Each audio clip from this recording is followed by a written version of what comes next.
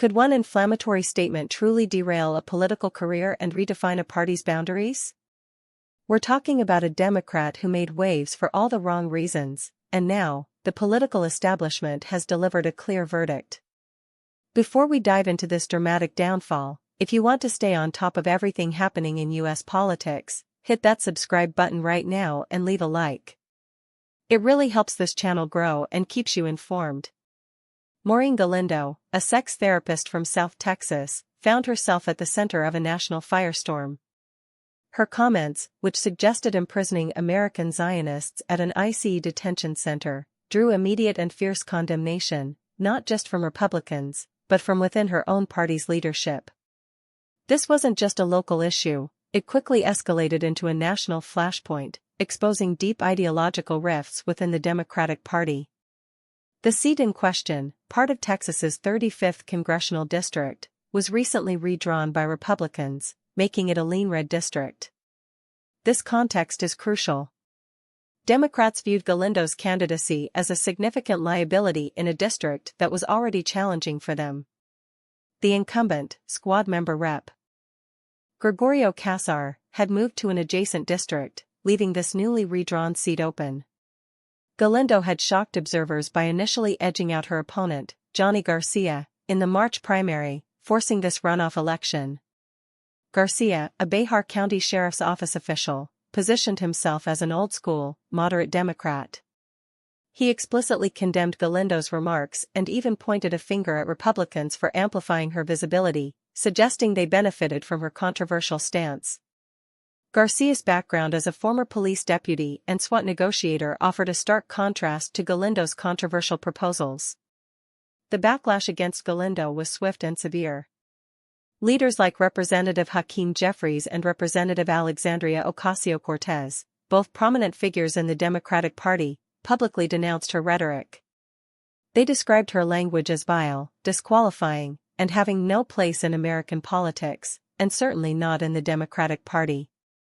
The Democratic Congressional Campaign Committee issued a joint statement calling her views anti-Semitic and extremely dangerous and labeling the embrace of such a candidate as beyond the pale.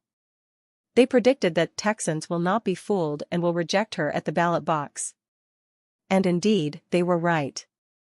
According to the Associated Press, Maureen Galindo has now been defeated in her primary runoff by Johnny Garcia.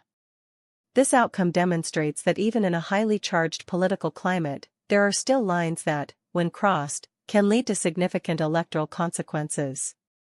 So, what does this defeat truly signify? For starters, it underscores the Democratic Party's willingness, at least at the national leadership level, to draw a firm line against rhetoric perceived as anti-Semitic, regardless of the candidate's perceived ideological alignment with progressive wings of the party. It shows that the party is conscious of the potential electoral damage caused by such controversies, particularly in swing or red-leaning districts.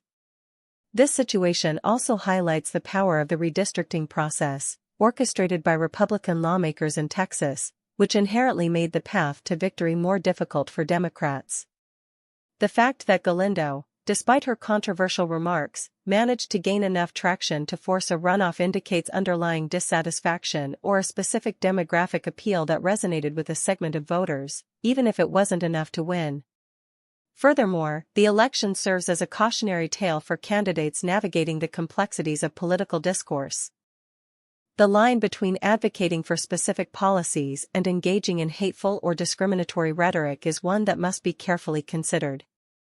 Galindo's accusations of anti-Semitism, stemming from her proposal to imprison American Zionists, quickly overshadowed any policy positions she may have held. The defeat of Maureen Galindo is a clear message from the voters in this district, and likely a sigh of relief for national Democrats concerned about maintaining their image. It suggests that the party is trying to project an image of unity and inclusivity, even if internal disagreements persist. The condemnation from figures like Jeffries and Ocasio-Cortez was not just symbolic, it was a strategic move to distance the party from potentially damaging extremist views. For the Republican Party, this race, regardless of the outcome, provided fodder for their narrative about the direction of the Democratic Party. The presence of two Republicans also vying for this seat, one with ties to a prominent GOP congresswoman, sets the stage for a heated general election in a district that now appears firmly in Republican hands. Ultimately, this story is about more than just one primary election. It's about the evolving nature of political discourse, the power of public opinion, and the constant struggle within parties to define their core values and boundaries. It's a stark reminder that in the age of social media and 247 news cycles, controversial statements can have immediate and far-reaching consequences. So what do you think about this? Did the Democratic Party do the right thing by condemning Maureen Galindo's remarks so strongly, or did they alienate a segment of their base? Drop your opinion in the comments below. I read every single one. This has been a deep dive into a story that's shaking up Texas politics, and we'll be here to cover every angle.